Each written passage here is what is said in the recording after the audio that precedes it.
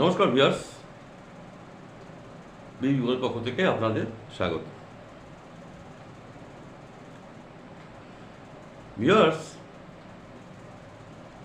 ছোটবেলায় আমরা বাবা মার কাছ থেকে কী শিক্ষা পেয়েছিলাম, বা আমরা আমাদের ছেলে মেয়েদের কী শিক্ষা দিয়েছি, একটু ভাবুন তো ভিউয়ার্স। আমরা শিক্ষা পেয়ে এসেছি সদা সত্য কথা বলিবে, মিথ্যা কথা বলিবে না, গুরুজনদের সম্মান করবে, ছোটদের স্নেহ করবে, ভালোবাসা দেবে। এই নীতি বাক্যগুলো তো আমরা শিখে এসেছি বাবা মার কাছ থেকে। আমরা আবার পরবর্তী প্রজন্মকে শিখিয়েছি, তারা আবার তাদের ছেলেমেয়েকে শিখাবে। এটাই তো গতানুগতিকতা চলছে। কিন্তু ভিউয়ার্স, কালের বিবর্তনে সবই যেন উলট পুরাণ হয়ে গেছে।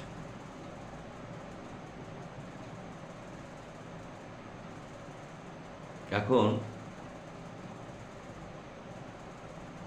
সত্যকে প্রমাণ করতে হলে অনেক খড়কাঠি পুরাতে হবে, নাহলে সত্য প্রমাণ হবে না, মিথ্যাই স্টেবল হবে। যে কোনো ঘটনা দেখুন, আপনার দেখুন, আমি যদি ভুল হই বলবেন।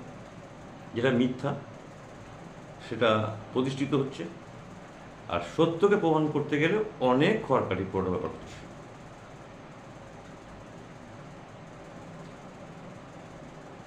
এই উলট পুরাণটা কেন?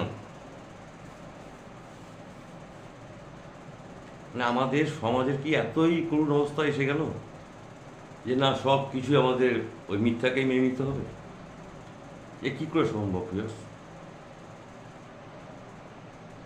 আমি রিসেন্টলি এই মাস খানেক আগে বোধহয় হবে, 1-1.5 মাস আগে, বাংলাদেশের এক খ্যাতনামা সাহিত্যিক, আমি নাম বলছি না, মহিলা, তার একটা পোস্ট পড়ছিলাম ফেসবুকে।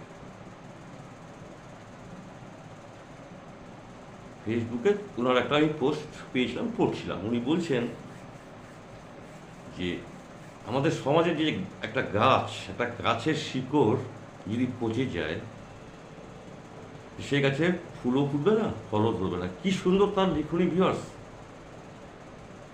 আমি ওনার সেই ফেসবুকের পোস্টটুকু পড়লাম খুব মন দিয়ে, সত্যিই তাই। আমাদের সমাজে যে ঘুম ধরে গেছে বা শিকড় যে পচে গেছে, আর ফুল ফুটবে না, আর ফলও ধরবে না। ও আমার সোনার বাংলা, আমি তোমায় ভালোবাসি, বিদায়। এই হচ্ছে অবস্থা। বেশ, একটা দুষ্কৃতী সে দুষ্কর্ম করবে, করে তার যদি দৃষ্টান্তমূলক শাস্তি সে না পায়, তাহলে কি হচ্ছে বলুন তো? দ্বিতীয়বার সে আবার এই একই কাজ করবে। ও জানে যে কিছু হবে না। এটা তো একটা ছোঁয়াচে রোগ। এই যে চারিদিকে আপনারা ভাববেন যে আমি আরজি করের মহিলার কথা বলছি, শুধু আরজি কর ওই আমাদের কন্যা সম ডাক্তার মহিলা, শুধু তার কথা বলছি না, আমি বলছি গোটা ভারতবর্ষ মিলে প্রতিনিয়ত প্রতিদিন এইসব কুকর্ম ঘটে যাচ্ছে, এবং সেগুলোকে প্রমাণ করতে বা এস্টাবলিশ করতে বড় বড় তাবড় অফিসাররা হিমশিম খেয়ে যাচ্ছে। তাহলে কোথায় বিচার পাবে লোক, আর কোথায় কী হবে? এটা ছোঁয়াচে অভ্যাস এগুলো। এই যে দেখছেন না, ধর্ষণ ধর্ষণ ধর্ষণ, খুন ধর্ষণ খুন, এটা ছোঁয়াচে রোগ। এটা তো আস্তে আস্তে বিস্তৃতি লাভ করছে।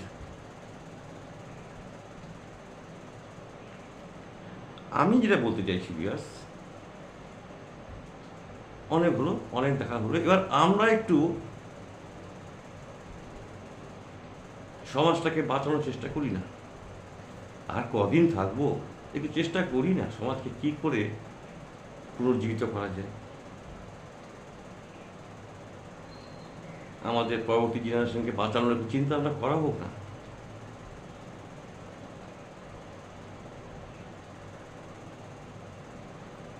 আমাদের এই যে গাছ, এই গাছটা কেটে ফেলতে হবে। যে গাছের শিকড় পচে গেছে, ওই লেখিকা বলেছেন, ওই গাছটা কেটে ফেলে দিতে হবে। ফেলে নতুন করে গাছ রোপণ করে, বৃক্ষরোপণ করে আমাদের সমাজটাকে পুনর্জীবিত করতে হবে। এছাড়া কিন্তু রাস্তা নেই ভিউয়ার্স। আমি কারো সমালোচনায় যাচ্ছি না। সরকার কী করলো, রাজ্য সরকার কী করলো, কেন্দ্র সরকার কী করলো, বিচারপতিরা কী করছে, সিবিআই কী করছে, পুলিশ কী করছে, এই সব কন্ট্রাডিকশন আমি যাচ্ছি না ভিউয়ার্স, আমি নাই ওসবে। আমি চাইছি মানুষের মানসিকতাটাকে চেঞ্জ করতে হবে। এটাই হচ্ছে আমার একমাত্র পাওয়া বা চাওয়া সমাজ থেকে। আমরা সবাই মিলে যদি সমাজটাকে কলুষমুক্ত করতে পারি, তাহলে হয়তো আমাদের ছেলেমেয়েরা খুব ভালো থাকবে। আমরা চলে যাবো ভিউয়ার্স, 5 বছর 10 বছর পরে আমি চলে যাবো, কিন্তু আমাদের ছেলেমেয়েরা যাতে এই শান্তিতে থাকতে পারে, এটা আমাদের তো বিশেষ করে দেখা দরকার আছে। সব কিছু ওভারকাম করে আমরা চলে যাবো, এটা তো ঠিক নয়। আপনারা কী বলেন ভিউয়ার্স? কমেন্ট করুন, জানান আমাকে কী বুদ্ধি করা যায়, কী সিদ্ধান্ত আসা যায়। ওদিকে যা হচ্ছে প্রশাসনিকভাবে হোক, আমাদের দেখা হয়। কিন্তু আমরা তো সবসময় অশান্তির ভিতরে রয়েছি না, যে কোনো কাজে মন বসাতে পারছি না। এই মুখগুলোর কথা মনে পড়ছে, যারা ধর্ষণ হয়ে খুন হয়ে যাচ্ছে, তাদের মুখগুলোর কথা মনে পড়ছে বিরাস, কী যন্ত্রণা ভাবুন তো একবার। আমরা যদি একজন হতে না পারি, এই সমাজে বাস করা খুব মুশকিল আছে। আপনারা সবাই ভাববেন, আমাকে জানাবেন। আজ এই পর্যন্ত হলো ভিউয়ার্স, সবাই সাবধানে থাকুন, খুব সাবধানে থাকুন, খুব সাবধানে থাকুন। পরিস্থিতি ভীষণ খারাপ। আমি সবসময় পরমেশ্বরের কাছে প্রার্থনা করি, এই জগতে সবাই যেন ভালো থাকে, সবার যেন মঙ্গল হয়। আমি তো এই প্রার্থনাই করি, আপনাদের জন্য আমি প্রার্থনা করছি, আপনারা ভালো থাকুন। প্রভাতী শুভেচ্ছা রইল। আগামীকাল আবার অন্য টপিকস নিয়ে আসবো। আজকের মতো গুড বাই।